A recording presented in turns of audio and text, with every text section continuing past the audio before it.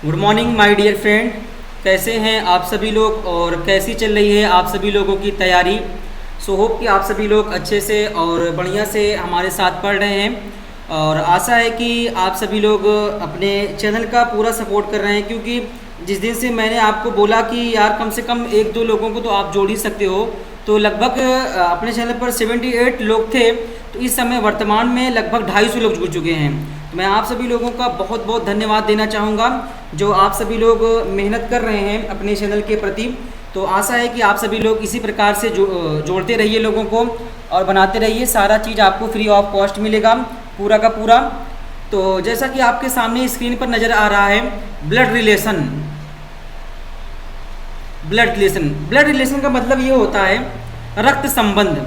Total आज हम इसमें यही पढ़ने वाले हैं कि वास्तव में जो हमारे परिवार से रिलेटेड होते हैं, लेकिन हमें को नहीं मालूम होता कि हमारी जो भी पीढ़ी दर पीढ़ी गुजर चुकी है, आने वाली पीढ़ी क्या होगी। तो ये एग्ज़ाम के पॉइंट ऑफ व्यू बहुत इंपॉर्टेंट है और हमें जानना ये आवश्यक है। तो आइए समझते हैं। और ये ब्लड रिलेशन का क्लास नंबर 1 है। आज से ब्लड रिलेशन स्टार्ट हो रहा है और ब्लड रिलेशन मैं आपको इस तरीके से पढ़ाऊंगा कि पूरे चैनल पर, जिस चैनल पे आप देखे होंगे कभी, उस तरीके से आज तक आपको नहीं पढ़ाया गया होगा, क्योंकि मैं एज आ यूपीएससी एस्पेरेंट्स तो मुझे सारी चीज़ मालूम है कि क्या किस प्रकार से होता है। आप एसएससी एग्ज़ाम की बात मत करो, क्योंकि एसएससी एग्ज़ाम बहुत ही छोटा एग्ज़ाम है और रेलवे वगैरह जो एग्ज़ाम होती है बहुत छोटे एग्ज़ाम है। क्योंकि अगर आप एक सपना बड़ा रखोगे ना यूपीएससी एग्ज़ाम की, क्योंकि इंसान देखो ज़िंदगी में ना नौकरियां तो दो ही हैं, या तो अब आप आईएएस ऑफिसर बनो या तो डीएम एसडीएम, इतनी तक की आपकी सोच होनी चाहिए। अगर इस तरीके का कंटेंट मैं आपको दूंगा तो आप बताओ, जब अच्छा कंटेंट आप सीखोगे तो आपको छोटे एग्जाम में क्या कोई दिक्कत होगी? आपको छोटे एग्जाम में कभी कोई दिक्कत नहीं हो सकती। तो आप मेरे साथ पढ़ो, मैं आपको अच्छा कंटेंट अवेलेबल कराऊंगा। एसएससी एग्जाम तो आपके लिए एक छोटा सा एग्जाम है, तो ज़्यादा परेशान मत होइए। आइए हम आपको समझाते हैं ब्लड रिलेशन के बारे में। रक्त संबंध क्या है, हमारे परिवार से रिलेटेड क्या क्या सारी चीज़ें हो सकती हैं। आइए हम बढ़ते हैं अपने स्लाइड की ओर और देखते हैं हम आज के सेशन में क्या पढ़ने वाले हैं।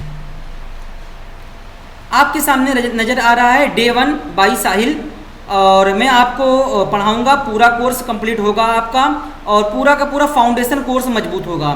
आइए उससे पहले हम कुछ बातों को जान लेते हैं जो हमारे लिए इम्पॉर्टेंट बातें हैं। अब इस इम्पॉर्टेंट बात को जानने से पहले मैं क्या बताना चाह रहा हूँ। अगर आप बात करें एसएससी एग्ज़ाम के, एसएससी क्योंकि एसएससी कोई एक एग्ज़ाम नहीं कराता।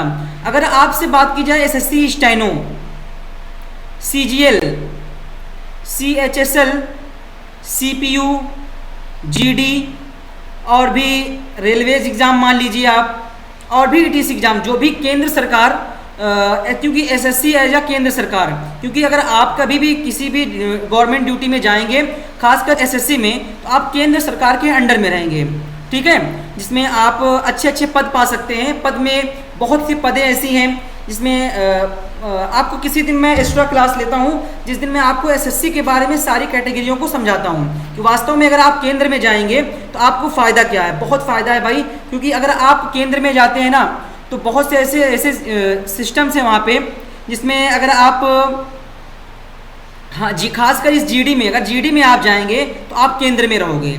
इसमें अगर एग्ज़ाम की अगर पॉइंट ऑफ व्यू की बात की जाए तो GD exam as a constable exam है, क्योंकि इसमें बहुत सी ऐसी पद हैं जो डिपार्टमेंट से पद हैं, पुलिस ऑफिसर से इसमें पद हैं, सारी पदें आपको इस जीडी क्लासेस में मिल सकती हैं। तो आइए क्यों ना हम और इन सभी एग्ज़ाम की अगर ओरिएंटेड की बात करें तो हमने सन 2019 और सन 2020 और सन 2021 का पेपर का एनालिसिस किया, तो हमें इसके सवाल, ब्लड रिलेशन के सवाल 90% चांसेस है कि आपके एग्ज़ाम में आएंगे और 100% आएंगे। और जिस दिन आएगा मैं आपको दिखाऊंगा कि देखो अपना पढ़ाया हुआ चीज़ डायरेक्ट एग्ज़ाम में आ रहा है।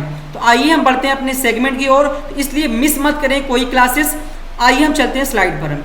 आपको स्लाइड नज़र आ रही है ब्लड रिलेशन इंट्रोडक्शन। अब यहाँ से आप क्या बताना चाह रहे हैं? ब्लड रिलेशन अर्थात रक्त संबंध का परिचय। हमारे जो रक्त संबंध हैं, रक्त संबंध का अर्थ यहाँ से आपको मैं समझाता हूँ। मान लीजिए आप हैं, आपके कोई भाई हैं, ये मत सोचिए कि सिंपल प्रश्न आएगा एग्जाम में। अभी आप देखो कितना एग्जामिनर जो बैठता है प्रश्न बनाने वाला ना, वो बहुत अच्छे अच्छे लेवल का प्रश्न बनाता है। इसी रिलेशन में आपको ऐसा फंसाएगा कि आप नाचते रह जाएंगे। लेकिन यहाँ पे मैं आपको समझाऊंगा, आप बारीकियों से समझिए, कोई दिक्कत नहीं होगी, पूरा अच्छे से आपको रिविजन ऐसा मैं कराऊंगा। तो आओ समझते हैं। सबसे पहले परिचय, इसमें हम आपको परिचय ये देना चाहेंगे। बाय द वे आप समझना है एक बातों को। पहला, इसमें मैं क्या समझ रहा हूं, मान लीजिए बाय द वे मैं एक ए ले रहा हूं, मैं यहां से कह रहा हूं ए बी का भाई है, ए बी का भाई है।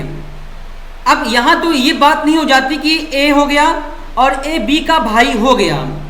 सुनिएगा मेरी बात, ए बी का भाई, अब भाई किसका कौन है, तो बी का भाई कौन है, ए है, ठीक बात है।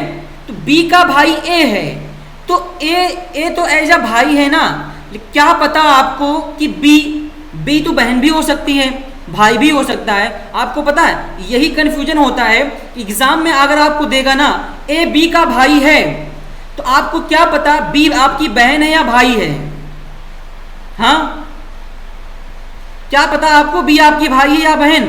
तो एग्जामिनर देखिए, एक शिक्षक की आवश्यकता क्यों पड़ती है, वो आपको सारी चीज, क्योंकि ये इस परिस्थितियों से मैं गुजरा हूं। मैं एज लगभग 16 महीने की मैं बात करूं तो 16 महीने मैं एज इलाहाबाद में रहा हूं, ठीक है। तो सारी चीज़ों का मैं एनालिसिस किया हूँ, एग्जाम में प्रश्न कैसे आ रहे हैं, कैसे एग्जाम में प्रश्न बन सकता है, क्या सब कुछ। तो यही चीज़ें आपको सिखाना मैं चाह रहा हूँ कि आप पकड़े प्रश्न को। ये तो सभी को मालूम हो गया ये इसके भाई हैं, लेकिन यहाँ पे आपको ये भी ध्यान रखना है, ये जो बी आप देख रहे हो बी, ये आपकी बहन भी हो सकती है, भाई भी हो सकता है।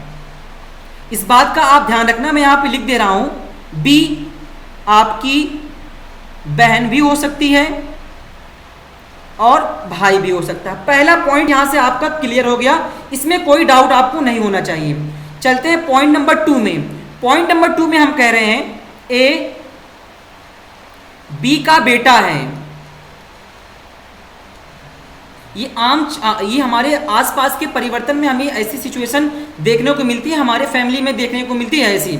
अगर आप फैमिली से बिलोंग करते हैं, हालांकि सब कुछ सभी को मालूम होता है, रिलेशन वगैरह सभी को मालूम होता है, लेकिन एग्जाम के पॉइंट ऑफ व्यू हमें नहीं मालूम होता। तो उसी चीज को हम सीखने वाले हैं आज के इस सेशन में।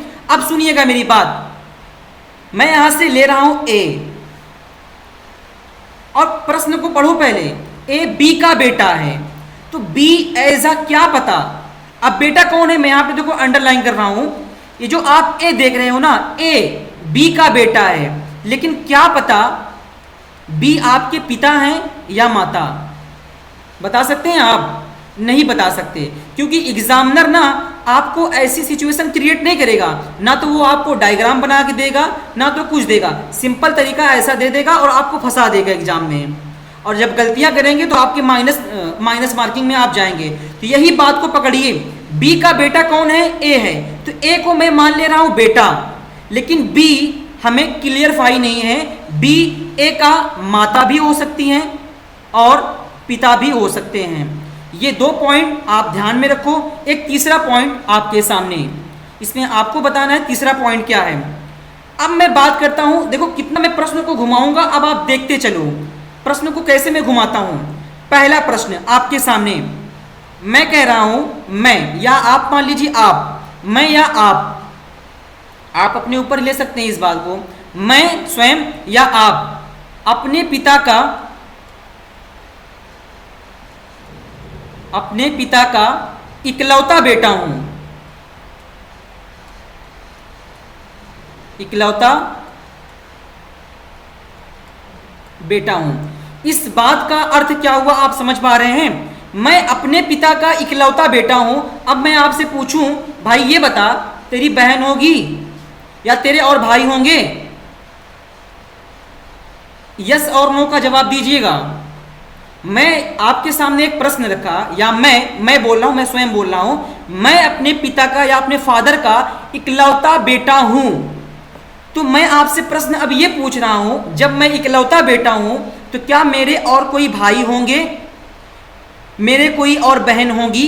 तो मैं यहां से कह रहा हूं कि मेरी और बहन तो हो सकती हैं, लेकिन मेरे कोई भाई नहीं हो सकते, क्योंकि प्रश्न ये कह रहा है मैं अपने पिता का इकलौता बेटा हूँ। इकलौता बेटा का मतलब सिर्फ मैं और सिर्फ मैं एक भाई हूँ, मेरी कोई और भाई नहीं है।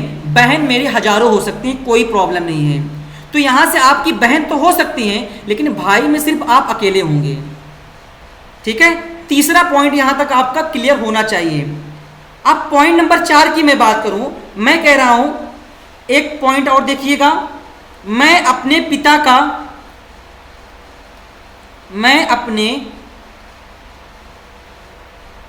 का या पिता की इकलौती बेटी हूं। मान लीजिए हम में से जो भी गर्ल्स अगर मुझसे पढ़ रही हूं वो अपने ऊपर लीजिएगा। बाय द वे आप ये मानिएगा, जो भी अगर पढ़ रहे हैं, या मैं एज अ गर्ल अपने आप को मानता हूं कि मैं ये कह रहा हूं मैं अपने पिता की इकलौती बेटी हूं। बाय द वे आप ये मान के चलो, हालांकि मैं तो एक बॉयज हूं, ये मत सोचिएगा कि मैं एज अ मान के चल रहा हूं मैं एक गर्ल्स, और मैं ये कह रहा हूं मैं अपने पिता की इकलौती बेटी हूं। तो आपसे मैं ये प्रश्न पूछ रहा हूं, क्या मेरी कोई बहन होगी, या आपकी कोई बहन होगी, या आपके कोई भाई और होंगे, ये बताइएगा। तो यहां से स्पष्ट हो जाता है, जब प्रश्न कह रहा है मैं अपने पिता की इकलौती बेटी हूं, सिर्फ और सिर्फ मेरे पिता की एक ही बेटी है। भाई तो हमारे और भी हो सकते हैं, क्या दिक्कत है आपको? लेकिन आपकी बहन कोई और नहीं हो सकती, सिर्फ और सिर्फ आप केवल एक ही बहन है। भाई आपके और भी हो सकते हैं, कोई दिक्कत नहीं है। ठीक है, ये हुआ ब्लड रिलेशन का खेल। अभी ब्लड रिलेशन का खेल देखना, आगे मैं आपको कैसे घुमाता हूं आपके दिमागों को। आज आप बने रहिए, बस अभी देखिए कैसे आपके माइंड क्लिक करते हैं, क्योंकि यही सब छोटी छोटी बात आपके एग्जाम में आप गड़बड़ कर बैठते हैं। आप ये मान लेते हो कि मैं अपने पिता का इकलौता बेटा हूं, आप ये मान लेते हो भाई मेरे कोई और बहन ना तो होगी, ना तो मेरे कोई और भाई, ये मानते हैं आप। तो आज ये आपके सारे डाउट क्लियर होने चाहिए। ठीक है, अब देखना इसी में प्रश्न में फंसाऊंगा आपको। अभी मैं आपके सामने तीन वाला प्रश्न लिया, मैं अपने पिता का इकलौता बेटा हूं। चौथा हमने लिया मैं अपने पिता का इकलौती बेटी हूं। अब देखना ये वाला प्रश्न, देखो आप फंस जाओगे इसमें। पॉइंट नंबर 5, मैं ये कह रहा हूं मैं अपने पिता के इकलौती संतान हूं। गौर करना प्रश्नों पर। मैं अपने पिता की इकलौती संतान हूं। अब जब आप अपने पिता की इकलौती संतान हैं, क्या आपके कोई बहन होंगे, आपके कोई भाई होंगे? लगभग मैं 30 सेकंड का समय दूंगा आपको जवाब देना है। क्या जब आप अपने पिता के इस पर नजर करना, संतान पर, यहां बात ये नहीं हो रही है कि मैं अपने पिता का इकलौता बेटा हूं या बेटी हूं। यहां बात हो रही है कि मैं अपने पिता या अपनी माता का इकलौती संतान या इकलौता संतान हूं। तो इस कंडीशन में ना तो आपके कोई बहन होंगे, ना तो आपके कोई भाई होंगे। ये मत समझना कि हाँ संतान हूं तो संतान में बॉयज और गर्ल में से कोई एक ही हो सकता है, दोनों नहीं हो सकते। तो प्रश्न ये कह रहा है मैं अपने पिता का इकलौते संतान हूं, तो ना तो आपके कोई बहन होंगी, ना तो आपके कोई भाई होंगे। इस प्रश्न में अंतर है। मैं अपने पिता का इकलौता बेटी बेटा जब भी आएगा, इस सिचुएशन अलग है, लेकिन ये सिचुएशन अलग है कि मैं अपने पिता का इकलौता संतान या संतान हूं। तो ना तो आपके कोई बहन होंगे, ना तो आपके कोई भाई होंगे, सिर्फ और सिर्फ ओनली आप ही होंगे। ठीक है, तो आइए हम आपको कुछ आज के डायग्राम वगैरह को समझाते हैं। अब आओ सुनो मेरी बात। अब इसमें देखो, मैं आपके सामने दो व्यक्तियों को बनाता हूं। ये पहला व्यक्ति, ये दूसरा व्यक्ति। ये मान लीजिए क्योंकि आपसे बड़े हैं ये आप अपने दादाजी को मानो, क्योंकि यहाँ पे प्रश्न कह रहा है, जो मैं क्वेश्चन लाया हूं आज की इस सीरीज में, ये कह रहा है ये व्यक्ति, ये छोटा सा बच्चा जो है, ये इनको बोल रहा है वह मेरे दादाजी का बेटा है। अब बताइए, ये व्यक्ति जब कह रहा है इस तस्वीर को देखो, एक तस्वीर ये हो गई, एक तस्वीर ये हो गया, और ये व्यक्ति, ये कोई भी व्यक्ति है, ये कह रहा है, ये बोल रहे हैं भाई साहब कि ये जो तस्वीर दिख रही है वह मेरे दादाजी का बेटा है। तो इस सिचुएशन में क्या होगा, ये ये तस्वीर जो आप दिखा रहा है ना, ये बंदा ये बोल रहा है कि ये जो तस्वीर दिख रही है ये मेरे दादाजी का बेटा है। तो इस सिचुएशन में आप क्या कह सकते हैं, या तो ये तस्वीर इसके पिताजी की होगी या तो यही तस्वीर इसके चाचा जी की होगी, और किसका हो सकता है बताओ आप। हाँ, अगर यहाँ पे यही कह देता बेटी है तो ये आपकी बुआ जी हो सकती थी। समझ में आ रहा है कि नहीं समझ में आ रहा है भाई सारी चीजों को? भाई एक एक चीज को समझ के चलो, डिटेल्स में मैं लेके चल रहा हूं। ऐसा कंटेंट आपको पूरे यूट्यूब पर नहीं मिलेगा। हालांकि मैं अपनी बड़ाई अपने से नहीं करता, ये आप खुद ही बोलते हैं, क्योंकि मेरे पास कल से कई कॉल आ चुके हैं कि आप पूरे यूट्यूब पर अच्छा कंटेंट दे रहे हैं। यहां से स्पष्ट हुआ? फिर से एक बार मैं रिवीजन करना चाहूंगा। क्वेश्चन हमने आपके सामने लिया था, एक व्यक्ति, मैं आपके सामने, ये पहला व्यक्ति, ये दूसरा व्यक्ति, और ये व्यक्ति प्रश्न कह रहा है कि यह जो तस्वीर आपको दिख रही है, इसने बोला इनसे, या इस तस्वीर ने मुझसे बोला कि वह तस्वीर मेरे दादाजी का बेटा है। तो इस तस्वीर, इस व्यक्ति का इस तस्वीर से क्या संबंध है? भाई जब ये तस्वीर इनके दादाजी के बेटे होंगे तो इनके दादाजी के बेटे या तो इनके पिताजी होंगे या तो इनके चाचा होंगे। अगर यहीं पे मैं प्रश्न चेंज कर दूं, ये बेटी है, मैं अगर बोलता हूं कि यह तस्वीर मेरे दादाजी की बेटी है, तो इसका मतलब क्या हुआ कि मेरे पिता की बहन अर्थात मेरी बुआ। तब प्रश्न चेंज हो जाता इस कंडीशन में। लेकिन जो मैं प्रश्न लिया हूं उस प्रश्न पे आप चलिए, अभी आपको मैं बहुत प्रश्न कराऊंगा। चलिए हम बढ़ते हैं अपने अगले सेगमेंट में और देखते हैं अगला सेगमेंट क्या है। अब देखना, इसमें फिर से वही सिचुएशन क्रिएट हो रही है। मैं तो यहां से तस्वीर बनाऊंगा।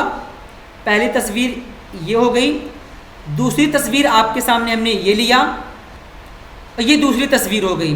पहली तस्वीर पे मैं रेक्टेंगल क्रिएट करता हूं, दूसरी तस्वीर पर भी मैं रेक्टेंगल क्रिएट करता हूं। अब ये व्यक्ति इशारा कर रहा है, या मान लो ये जो छोटा सा व्यक्ति दिख रहा है आपको, ये मुझसे बोल रहा है, ये मान के चलो या आपसे बोल रहा है, ये कह रहा है यह तस्वीर, ये तस्वीर मेरे दादाजी का इकलौते बेटे की है। अब बताओ इस सिचुएशन में क्या आपके पिता ये तस्वीर होंगे या आपके चाचा ये तस्वीर होंगे? आपको जवाब देना है। क्या ये तस्वीर आपके पिता की होगी या आपके चाचा की होगी? प्रश्न पर गौर करिएगा, क्योंकि प्रश्न अगर आप पढ़ेंगे नहीं सवाल गड़बड़ कर देंगे। हमने बोला ये बंदा ये मेरे से बोल रहा है, ये बोल रहा है भाई देख एक तेरे सामने तस्वीर है और इस तस्वीर को मुझे नहीं पता, मैं आपसे पूछना चाह रहा हूं, ये मुझे फंसाना चाह रहा है। बोल रहा है देख ये जो तस्वीर लगी है, मुझसे क्वेश्चन कर रहा है, बोल रहा है देख भाई ये जो तस्वीर लगी है ये मेरे दादाजी के इकलौते बेटे की है। तो इस कंडीशन में बोल रहा है भाई बता दे तू कि क्या ये मेरे पिताजी की तस्वीर होगी तो मेरे चाचा जी की तस्वीर होगी। तो हमने कहा भाई देख तू मेरे को फंसा मत, मैं तेरे से ज़्यादा पढ़ा हुआ हूँ, मैं कह रहा हूँ ये तेरे पिता की फोटो होगी। क्या सही बात है? क्योंकि यहाँ पे प्रश्न ने साफ शब्दों में बोल दिया ना भाई इकलौते बेटी की है। इकलौते बेटे का मतलब ये कि मेरे दादा के इकलौते बेटे सिर्फ और सिर्फ मेरे पिता होंगे, मेरे ना तो कोई और चाचा होंगे ना मेरे पिता के कोई और भाई होंगे। हाँ एक कंडीशन, एक सिचुएशन क्रिएट हो सकती है कि मेरे पिताजी की कई बहनें हो सकती हैं, लेकिन उससे हमको कोई मतलब नहीं है, हमको प्रश्न के अकॉर्डिंग चलना है। तो इस कंडीशन में हमारे चाचा नहीं हो सकते, सिर्फ और सिर्फ ये तस्वीर हमारे पिताजी की होगी। ठीक है, समझ में आ रहा है ब्लड रिलेशन का खेल। अभी मैं आपको जनरेशन पीढ़ियों के बारे में मैं बताता हूँ कि बहुत कन्फ्यूजन होता है, दादाजी परदादा, सारी चीज आज के इस सेशन में मैं चर्चा करूंगा, आप बने रहो बस। आइए बढ़ते हैं अपने अगले स्लाइड की ओर। अब देखो अब थोड़ा सा मैं चलूंगा मैटरनल पेरेंट्स की ओर चलूंगा। एक होता है पैटर्नल, मतलब हमारे पिता के जो भी फैमिली से हैं, एक होता है मैटरनल, हमारी माता जी की जो फैमिली से बिलोंग करते हैं उन्हें बोलते हैं मैटरनल। अब वही सिचुएशन यहाँ पे क्रिएट होने वाली है। क्वेश्चन नंबर 3 आपके सामने ये रहा। अब फिर से मैं तस्वीर लूँगा क्योंकि तस्वीर से आप समझ जाओगे सारी चीज़। ये एक छोटा सा बालक, और क्योंकि बड़े लोग तो बड़े ही होते हैं इसलिए मैं तस्वीर बड़ी बना रहा हूँ। ठीक है, ये बड़े लोग हो गए और दोनों को मैं रेक्टेंगल में बनाऊंगा, ये छोटे भाई और ये बड़े भाई। अब क्वेश्चन कह रहा है और ये व्यक्ति मुझसे सवाल पूछ रहा है। सुनो, यह व्यक्ति कह रहा है कि साहिल एक बात बता कि वो जो तस्वीर तेरे सामने लगी है वो मेरे नाना जी की बेटी है। अब बताओ क्या हो सकता है इसमें, बता सकते हैं आप? ये जो बालक है ये कह रहा है वो जो तस्वीर लगी है मेरे नाना जी की बेटी है। अब सुनो, ये तस्वीर, इस तस्वीर की बात हो रही है। देखो यहां पे मैं एक तस्वीर और बनाता हूं, ये मैं अपने आप को छोटा बनाता हूं और देखो मैं इसका नाम रख देता हूं अदर, समझने के लिए यार, समझ में आ जाए बस आपको, अदर। और ये मेरा नाम साहिल। इसने बोला भाई ये बता दो, ये जो तस्वीर लगी हुई है तस्वीर, ये मेरे नाना की बेटी है, तो बताओ इस तस्वीर का मेरा क्या संबंध है? तो मैंने ये बोला भाई जब ये तस्वीर तुम्हारे नाना जी की बेटी है तो ये तस्वीर तुम्हारी माता जी की भी हो सकती है और तुम्हारे खाला, खाला मतलब समझ रहे हैं जिसको हम बोलते हैं मौसी, बोलते हैं ना, क्योंकि मुस्लिम में ये खाला बोला जाता है और भी ये तो मौसी तो बोला ही जाता है। तो दो तस्वीर हो सकती है। मैंने बोला भाई या तो तेरी खाला की होगी या तो तेरी मौसी की होगी, सॉरी या तो तेरी माता जी की होगी या मदर जी की होगी। तो यहाँ से दो सिचुएशन होगी। अब देखना यही प्रश्न पलट जाएगा। प्रश्न आपके सामने ये रहा। इस प्रश्न में क्या है, फिर से मैं तस्वीर लूंगा। ये एक तस्वीर ये बड़ी और मैं एज अ साहिल मैं यहाँ पे हूँ और तीनों तस्वीर को मैं बनाता हूँ जिससे आपको कोई समस्या, कोई दिक्कतें आपको ना हो। ठीक है, बुला लूंगा।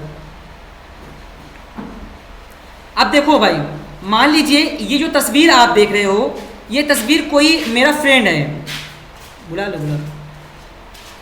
ये मेरा फ्रेंड है, फ्रेंड। अब जब ये मेरा मित्र है और मैं एज अ साहिल, मेरा नाम साहिल, मैं साहिल हूं।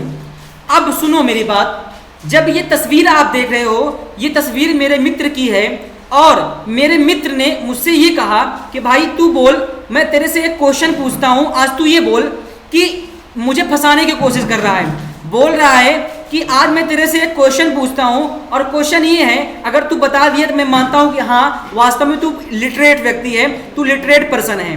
तो ये फ्रेंड ने मुझसे बोला भाई साहिल ये बता, मैं तेरे सामने एक तस्वीर दे रहा हूं और मैं तुमसे ये पूछ रहा हूं कि इस तस्वीर की ओर मैं इशारा कर रहा हूं कि वह तस्वीर मेरे नाना जी की इकलौती बेटी का है। तो बता दो भाई कि इस तस्वीर का मेरा क्या संबंध है।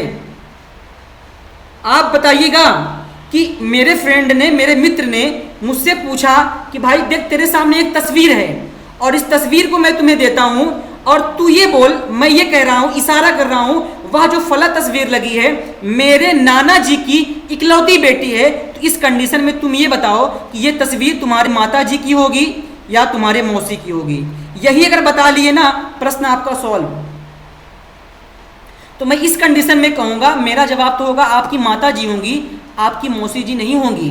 क्यों नहीं होंगी? क्योंकि प्रश्न ये आपके सामने हुबरू कर रहा है, आपको बता रहा है कि मेरे नाना की इकलौती बेटी, तो मेरे नाना की इकलौती बेटी में मेरी माता जी हो सकती हैं, बल्कि मेरी माता जी की और कोई बहन नहीं होंगी। क्योंकि जब प्रश्न कह दिया कि मेरे नाना की इकलौती बेटी, तो ऐसा मेरी स्वयं, मेरी माता जी, मेरी मदर जी, हाँ एक सिचुएशन क्रिएट हो सकती है कि मेरी माता जी की भाई हो सकते हैं, लेकिन बहन नहीं हो सकती।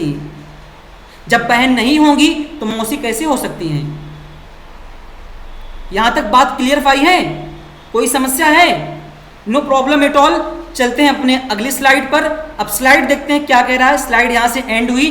अब आइए हम थोड़ा सा आपको आरेख समझाते हैं कि अब वास्तव में जिस परिवार में आप जीवित आज जी रहे हैं, क्या इस परिवार की सच्चाई और जानते हैं कि हमारे मौसी कौन है? अंकल बोलते हैं, नेफ्यू बोलते हैं, और पैटर्नल बोलते हैं, मैटरनल बोलते हैं, सिस्टर इन लॉ बोलते हैं, ग्रैंडफादर बोलते हैं, ग्रैंड मदर बोलते हैं। हमारी ऊपर पीढ़ी क्या है, हमारी नीचे पीढ़ी क्या होगी, वो सारी पीढ़ियों को हम समझते हैं। आइए आपके सामने स्क्रीन पर ये रहा।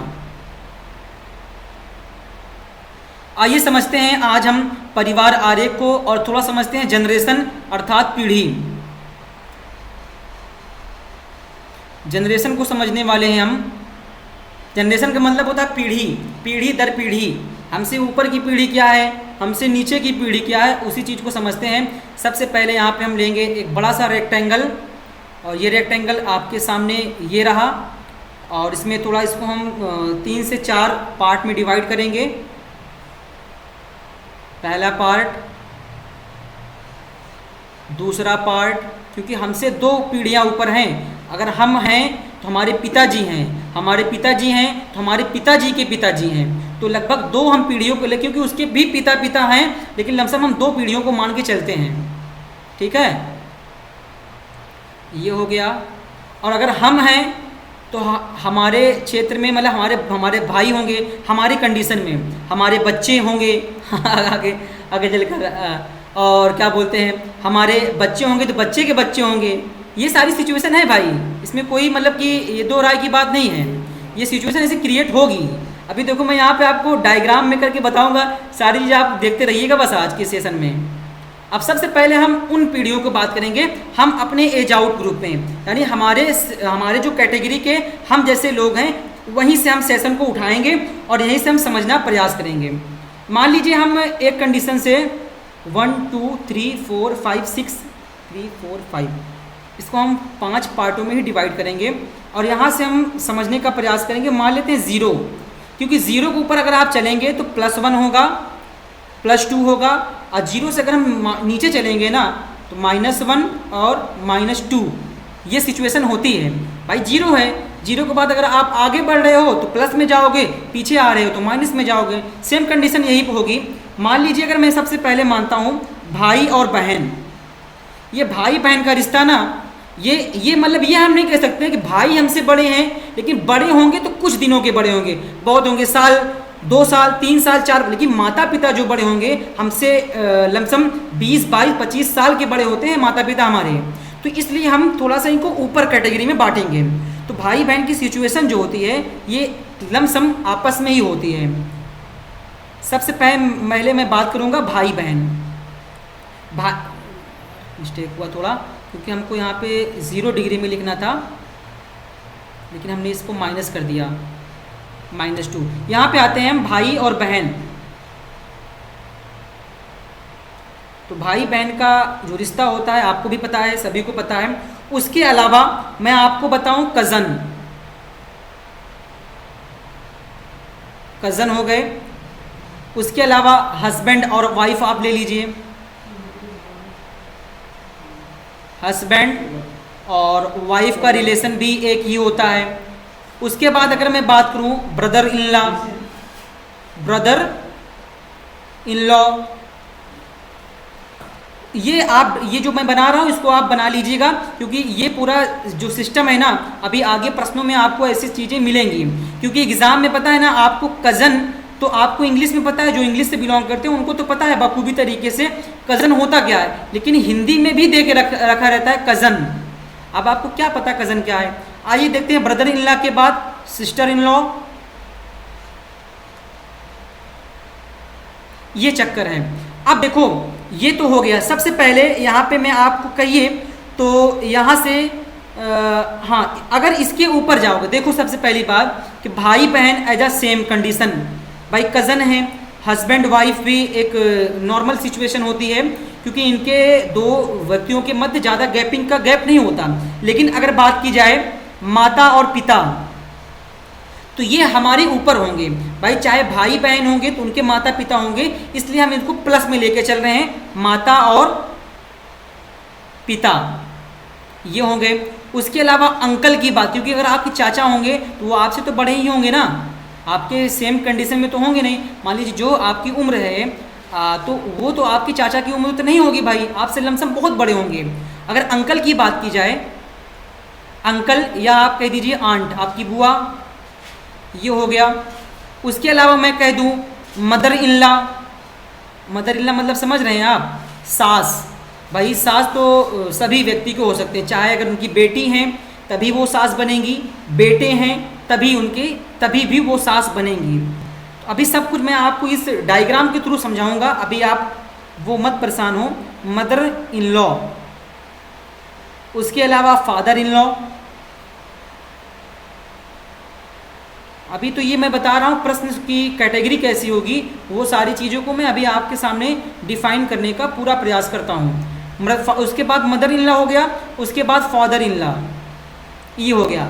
अब ये जो आपके माता पिता हैं, तो आपके माता पिता के भी तो माता पिता होंगे, इसलिए मैं यहाँ पे कह रहा हूँ ग्रैंडफादर। ये फिर आपके दादा दादी लगने लगेंगे। ग्रैंडफादर, मैं उसके बाद कह सकता हूं ग्रैंड मदर, ग्रैंड मदर, इतना हो गया। अब इससे तो आप इस जीरो से आप ऊपर गए, +1 +2, लेकिन आप जब माइनस में आओगे ना, तो फिर ये आपके नीचे जो सारी सिचुएशन क्रिएट होगी, फिर वो आपके नीचे, आज आप हैं, आपके पुत्र होंगे, पुत्र के पुत्र होंगे। तो इस कंडीशन में फिर कभी आप, अगर आप गर्ल्स हैं तो आप कभी सास बनोगे, अगर आप बॉयज़ हैं तो आप कभी ससुर बनेंगे। ये ऐसी सिचुएशन वास्तव में क्रिएट होती है, ठीक है। अब आइए हम नीचे आते हैं। अब आप यहाँ से हो गए 0 डिग्री में, मान लिया 0 मान लिया। माइनस में जाएंगे, आपके बेटी बेटा होंगे, son and daughter, son and daughter, यानी इसका मतलब हो गया बेटा और बेटी दोनों लिखना पड़ता है यार, इसमें इंग्लिश वाले भी हैं, हिंदी वाले में भी हैं। बेटा और बेटी, उसके अलावा आपके दामाद भी हो सकते हैं। भाई आपकी जब बेटी होगी तो बेटी का आदमी क्या कहलाएगा, आप तो फिर आपके दामाद हो जाएंगे और आप ससुर हो जाएंगे फिर उनके, ठीक है। उसके अलावा मैं कह सकता हूँ सन इल्ला, सन इल्ला, इसका मतलब हुआ दामाद। उसके बाद हो गया डॉटर इल्ला, डॉटर इल्ला, इसका मतलब हो गया बहू। बहू आपकी कब होगी, अगर आपके पुत्र होंगे, पुत्र की पत्नी होगी, तो वो आपकी क्या होगी, आपकी बहू हो जाएंगी, और आप सास और ससुर दोनों हो सकते हैं। अगर आप पत्नी हैं तो आप सास होंगी, अगर आप एज अ बॉयज़ हैं तो आप ससुर होंगे, ठीक है। ये ऐसी सिचुएशन होती है यार, सारी फैमिली को जोड़ना पड़ता है पूरा, तभी इसी का नाम तो है ब्लड रिलेशन। और एग्जाम में प्रश्न आएगा 100% आएगा, और जिस दिन प्रश्न आएगा ना, मैं आपको दिखाऊंगा कि देखो मैं जो पढ़ाया हूँ वो ऐसा प्रश्न आया है, ठीक है। उसके अलावा अगर मैं बात करूँ नेफ्यू, नेफ्यू एंड नीस, मतलब भांजा। नेफ्यू मीन्स मतलब होता है भांजा। अब भांजा किसे बोलते हैं, और भांजा या आप कह दीजिए भतीजा, नेफ्यू का मतलब होता है ये, और नीस मतलब होता है भतीजी, ये हो गया। अब इससे नीचे चलो आप, फिर क्या होंगे भाई, आप ग्रैंडसन होंगे, आपके ग्रैंडसन एंड ग्रैंड डॉटर, इसका मतलब हो गया पोता या पोती, या सॉरी पोता। देखो ग्रैंड सन का मतलब ये होता है, आप ये कह सकते हो पोता को हम, क्योंकि एग्जाम में देखो, सुनो मेरी बात, एग्जाम में आपको ये नहीं देगा पोता। अगर आप पिछले साल का प्रश्न देखे होंगे, एसएससी सीजीएल 2021 का प्रश्न आप देखे होंगे ना, डायरेक्ट प्रश्न पूछा गया था और पोता नहीं कह के वो बोला था दोहिता। अब दोहिता आपको क्या पता है कि पोता को बोलते हैं, तो यहाँ पे आप नोट कर लो दोहिता, और दोहिता को ही बोलते हैं पोता। अब ग्रैंड डॉटर की अगर मैं बात करूं तो पोती, या आप इसी को कह सकते हैं दोहिती। लैंग्वेज पर जाओ, फंस जाओगे एग्जाम में, ठीक है। ये पोता जिसको हम बोलते हैं दोहिता, पोती जिसको हम बोलते हैं दोहिती। यहाँ तक अगर आपको क्लियर हो तो हम पढ़ें फिर अपने अगले सेगमेंट की ओर। उससे पहले हम आपको क्या क्या समझाने वाले हैं इसी डायग्राम के माध्यम से, आइए सबसे पहले हम वो जानते हैं। शुरू शुरू में हमने आपको ये बोला था कज़न। सबसे पहले आप ये जानो कज़न का मतलब होता क्या है। अब मैं यहाँ से थोड़ा इरेज करूँगा ये सारे पॉइंट्स को। कज़न, कज़न, अब कज़न ये इंग्लिश में लिखा हुआ है, तो पेपर में भी आपको हिंदी में भी यही कज़न लिखकर मिलेगा। आप चेक कर लेना, पेपर के एनालिसिस कर लेना, उसके बाद मिलना। अब देखो कज़न जो होते हैं वो मेल और फीमेल हम दोनों के लिए यूज करते हैं कज़न। अब इस कज़न का मतलब क्या हुआ वो जानो। आपके चचेरा भाई कोई होगा, चचेरा भाई, अगर आपके कोई चचेरा भाई है तो आप उसे कज़न पुकारेंगे, कज़न बुला सकते हैं। अब बुलाते भी हैं लोग, ये आम भाषा है भाई, लोग यूज़ करते हैं इसे। चचेरा भाई या चचेरी बहन या चचेरा बहन। उसके अलावा और भी तो बात कर सकते हैं क्या, जब चचेरा भाई यानी हमारे पिता के भाई के बहन या भाई हमारे पिता के भाई की बेटी या बहन, उसे ही तो हम बोलेंगे कज़न। इस कंडीशन में हम ये भी तो कह सकते हैं ममेरा भाई या ममेरी बहन, तभी भी हम कज़िन शब्द का, कज़िन वर्ड का यूज कर सकते हैं। उसके अलावा और भी कज़िन यूज करते हैं, मौसेरा भाई। नोट करना सारी चीज, नोट्स बना के चलना हमारे साथ। मौसेरा भाई और मौसेरी बहन, इनको भी हम कज़न बोलते हैं। यानी हमारे पिता के बहन का बेटा या बेटी, वो उसे भी हम कज़न बोल सकते हैं। उसके अलावा फुफेरा, ये तो एक ही हुआ यार, फुफेरा। यानी मौसेरा के पति क्या कहलाएंगे, आपके फुफेरा ही तो कहलाएंगे। तो इस कंडीशन में ये मैं नहीं ले रहा हूँ, इसको मैं कट कर रहा हूँ यहाँ से, ठीक है। आइए, अगर यहाँ से आप सभी लोगों को इतनी बात क्लियर हो गई हो तो हम बढ़ते हैं फिर अपने अगले सेगमेंट की ओर। और अगला सेगमेंट आपके सामने ये रहा।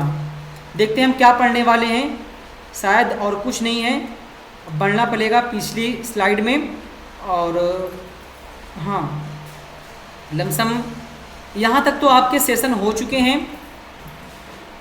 लगभग क्लास कितनी मिनट की होगी वो मैं देखता हूँ। अभी समय है, अभी लमसम 5 मिनट का समय और है, तो मैं 5 मिनट तक और भी डिस्कस करूँगा। अब यहाँ पे आइए और इस प्रकार से आप नोट्स क्रिएट कीजिए कि ब्रदर इन लॉ किसे हम बोलते हैं। Brother in law. और एग्जाम में ना भाई आपको ये नहीं दे देगा कि ब्रदर इन लॉ के स्थान पर जीजा, जीजी, साला, देवर, ये नहीं देगा आपको। ब्रदर इन लॉ इंग्लिश में भी दिया रहेगा एग्जाम में। प्रश्न को आप, अगर आपके पास PYQ का कलेक्शन हो ना, आप देख लो, हिंदी में भी ऐसा दिया रहेगा ब्रदर इन लॉ, ये आप चेक कर लो। ब्रदर इन लॉ, ठीक है। यहां तक बात स्पष्ट हुई। अब ब्रदर इन लॉ का मतलब होता क्या है भाई। अगर आपके जीजा हैं तो आप उन्हें ब्रदर इन लॉ बुला सकते हो, कोई दिक्कत नहीं। अब जीजा का मतलब क्या हुआ, ये रिलेशन समझाओ। अगर आपकी बहन का आदमी है तो बहन का आदमी आपका जीजा लगेगा और आप उन्हें ब्रदर इन लॉ बुला सकते हैं। दूसरी बात, हाँ नहीं कोई दिक्कत नहीं। अब इतनी बात अगर आपको क्लियर हो गई हो तो अब बात की जाए साला की। अब अगर साले की बात की जाए तो अब देखो, जैसे साला एक सिचुएशन कैसे क्रिएट होती है। अब देखो, बाय द वे, आप में से या आप हो या कोई, मान लीजिए कोई व्यक्ति और उस व्यक्ति की पत्नी, या कह सकते हैं उस व्यक्ति की औरत, दोनों सिचुएशन हो सकती है। उस व्यक्ति की पत्नी कहिए या उस व्यक्ति की आप कहिए औरत, ये हो गया। तो पत्नी का भाई, अगर किसी व्यक्ति के पत्नी का भाई है तो उस व्यक्ति का वह पत्नी यानी उसकी पत्नी का भाई उसका साला लगेगा और उसे आप ब्रदर इन लॉ बुला सकते हैं। उसके अलावा देवर की भी सिचुएशन क्रिएट होती है। अब देवर का ये रिलेशन क्या है, ये सारे रिलेशन अभी देखना, कल या परसों में जब आपको PYQ प्रीवियस ईयर कराऊंगा तो ऐसी ऐसी सिचुएशन क्रिएट होगी तो आप उस प्रश्न में फंसेंगे। मैं जान रहा हूँ आप फंसेंगे, 100% फंसेंगे। तब ये सारी कंडीशन आपको समझ में आएगी कि हाँ आपने जो जो बताया था उस सिचुएशन के अकॉर्डिंग प्रश्न आ रहे हैं। ठीक है, एक सिचुएशन होती है देवर और जेठ। यार ऐसे ऐसे शब्द आ रहे हैं कि क्या बताऊं। देख देवर भाई, ये सब सिचुएशन होती है भाई, कोई इसमें मतलब कि ये नहीं है कि हमारे घर में नहीं है या किसी अन्य फैमिली में नहीं, ये सब फैमिली की बात है, ये पारिवारिक परिस्थितियां हैं, तो इसमें मतलब कि कोई वो बात नहीं है। तो देवर और जेठ की सिचुएशन कब क्रिएट होती है, आओ देखते हैं। अब देखिए देवर और जेठ तभी होंगे, मान लीजिए पति का भाई, मान लीजिए कोई औरत है, बाय द वे किसी व्यक्ति की औरत, और उस औरत के पति, और उस औरत के पति का अगर भाई है ना, तो उस औरत का वह उस पति का भाई उसका देवर और जेठ। अब देवर कब होगा, जब उस औरत के पति का भाई अगर बड़ा होगा तो तब उस कंडीशन में जेठ होंगे। अर्थात अगर आपके पति के भाई आपके पति से छोटे हैं तब उस सिचुएशन में वो आपके देवर लगेंगे। ठीक है, तो यहाँ पे इतना बात समझो कि वो आपके पति का भाई, वो इस कंडीशन में देवर की सिचुएशन क्रिएट होती है। अब इसमें और भी इतने शब्द हैं, अभी मैं आपको बता रहा हूँ सिस्टर इनला का क्या रोल है इसमें, ननन, मामी, साली, सरहद, ये सारी सिचुएशन क्रिएट होती है। तो आइए मैं बात करता हूँ अगली सिचुएशन में, और अगली परिस्थिति क्या है वो मैं बताता हूँ। हालांकि आज के मैं अपने सेशन को यहीं तक रखूँगा क्योंकि क्लास 40 मिनट की हो चुकी है, तो हम सिर्फ और सिर्फ 40 मिनट ही पढ़ाते हैं आपको, और पढ़ाते तो आपको 5 मिनट और, लेकिन कुछ है कोई मेहमान आए हैं आपके जो आपके चैनल पर आ रहे हैं कुछ दिन बाद, आनंद पासवान जी, तो आपको हिस्ट्री हो सकता है पढ़ाएं। ठीक है, तो चलिए फ़िलहाल आज के लिए इतना ही, मिलते हैं आपको अगले सेगमेंट में। That's all, thank you very much, all the best.